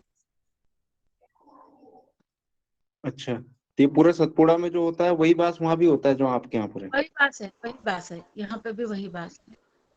इसकी क्या प्रजाति का नाम क्या है इसकी? मानवेल बोलते हैं हम मराठी में उसको, मानवे। ठीक है जी, बहुत बहुत धन्यवाद। मानवेल। जी जी। निरुपमा देशपांडे जी ने जो प्रस्तुतिकरण किया वो अद्भुत था। यानी ऋग्वेद से लेकर के और आगे के शास्त्र ग्रंथों से लेकर के साहित्य के की पुस्तकों में, कालिदास वगैरह की पुस्तकों में जो रेफरेंसेस आए, उन सब का इतना अध्ययन करना ही अपने आप में एक बड़ा काम है, ऐसा मैं समझता हूँ। और इसके लिए, और फिर उसका प्रायोगिक जीवन में क्या उपयोग हो सकता है, इसका भी उन्होंने बहुत अच्छे ढंग से प्रस्तुतिकरण किया है। इसके लिए मैं उनका केवल अभिनंदन ही कर सकता हूं और उनको शुभकांक्षा देता हूं। उसके बाद में समय है अपने पास 10-15 मिनट का? जी हमारे पास समय है, आप बताइए। हाँ? प्रतीक्षा है, हमारे पास समय है, आप आगे बताइए। समय है ना? जी। हेलो, अब मेरी आवाज आ रही है आपके? आपकी आवाज स्पष्ट आ रही है। अच्छा, तो मैं एक बात मैंने आर्य लोग यहाँ आए कि नहीं आए, ये एक बहुत ज्वलंत प्रश्न आजकल चर्चा में है। तो उसको लेकर के मैं 2-3 बातें कहना चाहता हूँ। और इस विषय का संबंध आज के टेक्नोलॉजी और साइंस के साथ है, ये मैं पहले बता देना चाहता हूँ। और तो मैं जरा इसको पढ़ना चाहता हूँ, अपना जो मैंने लिखा है इसमें। बचपन से हम सुनते आ रहे हैं कि लगभग 4500 साल पहले मध्य एशिया से भारत आए आर्य। वो यहाँ के लोगों के साथ घुल मिल गए, उनके साथ रहते रहे। फिर बाद में यह भी बताया गया कि उन्होंने, वो आए नहीं, आक्रमण किया उन्होंने, और यहाँ के लोगों को पीछे खदेड़ करके यहाँ सब पर अपना कब्जा कर लिया। और फिर हम सब उनके अधीन हो गए। और अब आज जो हम लोग हैं, हमारे पूर्वज सभी, वो उन्हीं आर्यों के वंशज हैं, ऐसा हमें बताया गया। उन्होंने अपने यहाँ आकर के उपनिवेश स्थापित किए। तो ये सब मिथक है, ऐसा मेरा मानना है। इन सभी मिथकों के प्रचार के बहुत बहुत बुरे परिणाम हुए। उत्तर दक्षिण, आर्य द्रविड़, नीच ऊंचा वर्ण जैसी अनेक भ्रांतियां पैदा की गई। भारत की एकता और अखंडता की वास्तविकता को दरकिनार कर दिया गया। अंग्रेजों ने भारत के विभिन्न स्वदेशी लोगों के बीच फूट डालकर अपने शासन को बनाए रखने के लिए इन मिथकों का बड़े पैमाने पर प्रभावी ढंग से उपयोग किया। आज भी स्कूल कॉलेजों में जो पढ़ाया जाता है, उसमें भारत के प्राचीन ग्रंथों के बारे में, कोई प्राचीन इतिहास के बारे में कोई जिक्र नहीं रहता है। मुगलों और ब्रिटिश लोग जो यहाँ पर आए, उसके बारे में बहुत ही अतिरंजित, अतिशयोक्तिपूर्ण विवरण मिलते हैं उसमें। गुप्त काल, जो कि भारत का स्वर्णिम काल माना जाता रहा है, या फिर मौर्य वंश, इसके बारे में 2-3 परिच्छेदों में, 2-3 अनुच्छेदों में खाली चर्चा होती है। और बाकी के सारे राजा लोगों का जो राज्य थे, बड़े पराक्रमी महिमामयी जो राज्य थे, उनका कोई जिक्र ही नहीं हुआ है। तो ये सब शिक्षा प्रणाली का प्रभाव है। ब्रिटिशों ने आकर के यहाँ जो शिक्षा प्रणाली स्थापित की, हम उसी का अनुसरण करते जा रहे हैं। और अगर पहले की व्यवस्था हम देखें तो हमें समझ में आएगा कि बहुत ही अर्थव्यवस्था वगैरह भी हमारी काफी मजबूत थी। ये इसका सारा विवरण हड़प्पा कालीन जो खुदाई का काम हुआ है, उसमें से एकदम स्पष्ट रूप से दिखाई देता है। इसके बारे में मैं आगे 1-2 बातें कहूंगा। और ये विषय इतना महत्वपूर्ण है, लेकिन तब भी अब तक जो है वो विद्वानों ने इसकी ओर कोई ध्यान नहीं दिया, ये उपेक्षित ही रह गई, ये बात उपेक्षित ही रह गई है। अब सवाल यह है कि जब हमें अपने बारे में, अपनी गौरव के बारे में कुछ पता ही नहीं है, तब हमसे यह अपेक्षा कैसे कर सकते हैं लोग की कि हम उचित ढंग से व्यवहार करें। दक्षिण एशिया दुनिया का सबसे महत्वपूर्ण क्षेत्र था, क्योंकि यह सबसे अधिक आबादी वाला क्षेत्र है। सनातन धर्म, जैन धर्म, बौद्ध धर्म जैसे बड़े बड़े धर्मों का जन्म यहाँ हुआ।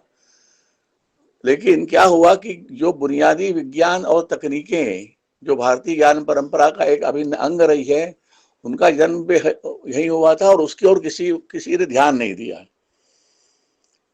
इस भारतीय ज्ञान परंपरा की जड़ें हड़प्पा काल में औपनिवेशिक जीवन की शुरुआत से लगभग 7000 वर्ष पीछे चली जाती है।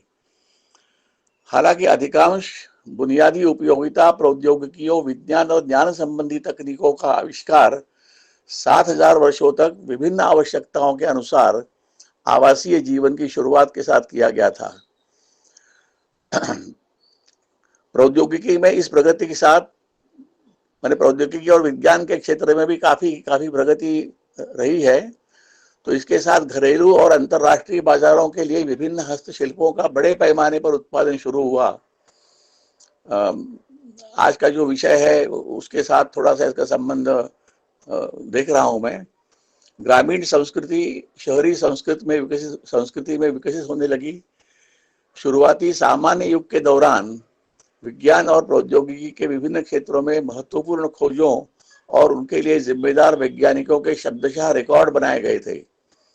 हमारे पूर्वजों द्वारा उपयोग की जाने वाली कुछ तकनीकें आज उपयोग की जाने वाली तकनीकों से कहीं बेहतर रही हैं। इसके बारे में भी मैं आगे बताऊंगा। सिंधु सभ्यता यानी हड़प्पा सभ्यता अपनी स्वच्छ और विशाल जल निकासी व्यवस्था के लिए जानी जाती है। यानी जो जल निकासी व्यवस्था उस समय रही है 7000 साल पहले, उसी का अनुसरण आज भी हम कर रहे हैं। ये किसी ने इस बात को महसूस नहीं किया है, जो उस प्राचीन काल में किसी चमत्कार से कम नहीं थी। ये बात पुरातात्विक स्थलों की खुदाई से भारतीय ज्ञान परंपरा की उत्पत्ति और विकास के पर्याप्त प्रमाण मिले हैं। यहाँ मैं प्रोफेसर वसंत शिंदे जी का जिक्र करना चाहूंगा, जो पुणे में डेक्कन कॉलेज के स्नातकोत्तर और अनुसंधान संस्था के प्रोफेसर रहे और कुलपति रहे, और अभी हैदराबाद में centre for cellular and molecular biology में CSIR भटनागर फेलो हैं। बहुत प्रसिद्ध पुरातत्वविद है, जिन्होंने एक क्षेत्र में बहुत बड़ा योगदान दिया है। उन्होंने भारत में विभिन्न हड़प्पा स्थलों की खुदाई की है और उपर्युक्त बहुत महत्वपूर्ण जानकारी प्राप्त की है। अब देखिए ना, सरस्वती बेसिन, मोहनजोदड़ो और हड़प्पा स्थलों में ये दोनों ही अब पाकिस्तान में है। बलूचिस्तान में मेहरगढ़ है, लोथल, भिरना, गिरवाड़, मित्तल, फरमाना में खुदाई से बहुत सारी जानकारी मिली है। 2018 में खास करके हरियाणा के राखीगढ़ी में वसंत शिंदे की देखरेख में हुई खुदाई आश्चर्यजनक प्रमाण प्रस्तुत करती है। वहां मिले मानव कंकालों की जांच करने पर पता चला कि ये 7 से 8000 साल पहले यानी हड़प्पा काल के हैं। जब कंकालों के DNA की जांच की गई तो आज हरियाणा में रहने वाले जो व्यक्ति है उसके DNA के साथ ये DNA 100% मिल गए। और इन सारी बातों का जिक्र प्रोफेसर शिंदे ने अपने राखीगढ़ी उत्खनन रिपोर्ट में किया है।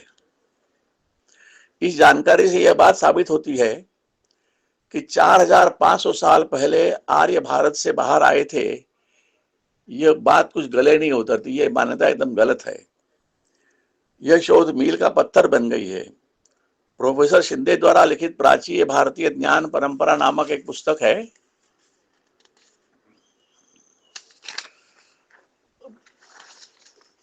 उसका पुरातत्व के परिप्रेक्ष्य में इसके बारे में बहुत सारी जानकारी उसमें है। मैं ये सब बातें इसलिए कह रहा हूं कि प्रोफेसर वसंत शिंदे के साथ काम करने का सौभाग्य मुझे प्राप्त रहा है और उनकी जो एंशिएंट इंडियन विजडम के बारे में जो पुस्तक रही है पुरातत्व के क्षेत्र में, उसके हिंदी और मराठी के संस्करण के विषय में मैं भी उनके साथ काम कर रहा हूँ। ये दोनों किताबें अंग्रेजी और हिंदी और मराठी तीनों जल्दी 2-3 महीने के अंदर प्रकाशित होने वाली है। जैसा कि मैंने कहा अभी कि पुरातात्विक आंकड़ों के आधार पर यह कहा जा सकता है कि दक्षिण एशिया में स्थायी जीवन लगभग 7000 ईसा पूर्व शुरू हुआ। हड़प्पा शहरीकरण की शुरुआत में तीसरी सहस्राब्दी ईसा पूर्व यानी 7000 ईस्वी के मध्य में एक क्रमिक विकास देखा जाता है, जिसके तुरंत बाद सभी बुनियादी विज्ञान और प्रौद्योगिकियां पूरी तरह से विकसित हो जाती हैं। हड़प्पा वासियों द्वारा प्राप्त की गई जानकारी और ज्ञान को इस हद तक विकसित और सिद्ध किया गया था कि यह अभी भी प्रासंगिक है, आज भी लागू होती है और दक्षिण एशिया और उसके बाहर के कई हिस्सों में उपयोग में लाई जाती है। यानी आप देखिए कि 7-8 हजार साल पहले इसकी शुरुआत होकर के और ईसा पूर्व 2000 ईस्वी तक ये संस्कृति, ये सभ्यता पूरी तरह से पनप चुकी थी। विभिन्न प्रकार की कलाकृतियां बनाने की बुनियादी तकनीक तीसरी सहस्राब्दी ईसा पूर्व के मध्य तक विकसित हो गई थी। इस तरह की कलाकृतियां जैसे कि शेल की चूड़ियां, मनके, धातु की वस्तुएं, टेराकोटा और पत्थर और कृषि, इन सब के प्रमाण मिले हैं कि उस समय यह सब था। हड़प्पा परंपराओं और संस्कृति से संबंधित चीजें आज तक बिना किसी बदलाव के उपयोग की जा रही हैं और इसलिए सुझाव देना उचित है कि आधुनिक भारत की नींव हड़प्पा काल में ही तीसरी सहस्राब्दी ईसा पूर्व के मध्य में रखी गई थी। कई कुम्हार बढ़ई, पत्थर के मनके बनाने वाले, सुनार, लोहार, सीप बनाने वाले आजकल जो हैं वो अभी भी पूर्वजों द्वारा विकसित तकनीकों का उपयोग करते हैं और आज भी वो उपयोग में है। भारतीय उपमहाद्वीप में लगभग 5000 वर्षों से कृषि और खेती के उपकरण, जल भंडारण और प्रबंधन के तरीके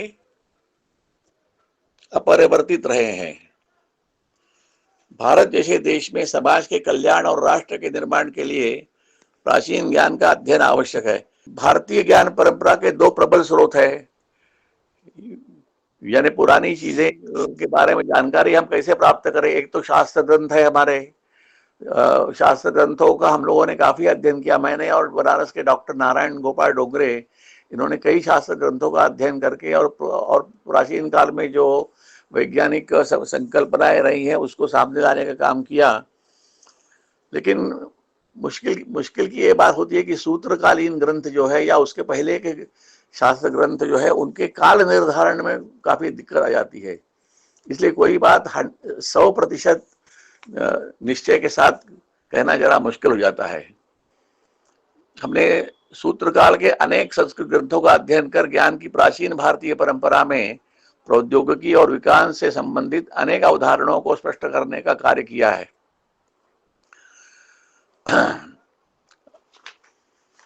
लेकिन बस वही सवाल यह है कि इन पुस्तकों का काल निर्धारण करना जरा टेढ़ी खीर हो जाता है। अब ये हुआ और दूसरा स्रोत है ये आर्कियोलॉजी का। तो आर्कियोलॉजी के स्रोत से जब इन सब बातों का पता लगाया जाता है तो कोई उसमें शंका की कोई गुंजाइश नहीं रह जाती है, क्योंकि जो खुदाई उत्खनन में से जो चीजें सामने आती हैं उनका काल निर्धारण कार्बन डेटिंग करके हो जाता है और उनमें से जो नरकंकाल निकले हैं अभी आखिरी घड़ी में, उनका डीएनए निकाल करके और आज के हरियाणा के व्यक्ति के साथ उसकी तुलना करने से एकदम मैच हो गया है। तो इस तरह से हम देखते हैं कि बहुत सारा काम हो रहा है और ये जो संशोधन हुआ है इसके मद्देनजर हम कह सकते हैं कि अब समय आ गया है कि भारत का इतिहास नए ढंग से लिखा जाए और पुराने इतिहास को दफना दिया जाए। धन्यवाद। हम आज के कार्यक्रम की समाप्ति की ओर जा रहे हैं। तो आज का व्याख्यान बहुत अच्छा रहा और बहुत सारी जानकारी हमें इस व्याख्यान से मिली। उसके बाद हमारे श्रोतागण ने बहुत ही अच्छे सवाल रखे जिनके माध्यम से व्याख्यान को समझने में और ही सहजता हुई। शंकर नेने जी ने भी बहुत सारे बातों को यहाँ पे स्पष्ट किया जिससे अध्ययन ये जो सारे विषय है इनमें अध्ययन करने की रुचि बढ़ रही है, इनकी आवश्यकता समझ में आ रही है। तो इसके साथ हम इस आज के कार्यक्रम की समाप्ति करते हैं और कल 7 से 8:30 बजे ठीक इसी समय पर हमारा अगला व्याख्यान होगा जिसके वक्ता होंगे डॉक्टर योगेश प्रभु देसाई जो मंदिर स्थापत्य शास्त्र के बारे में अपने विचार रखेंगे। तो सभी श्रोतागण को विनती है कि वो कल के व्याख्यान के लिए भी उपस्थित रहें। सभी का बहुत बहुत धन्यवाद।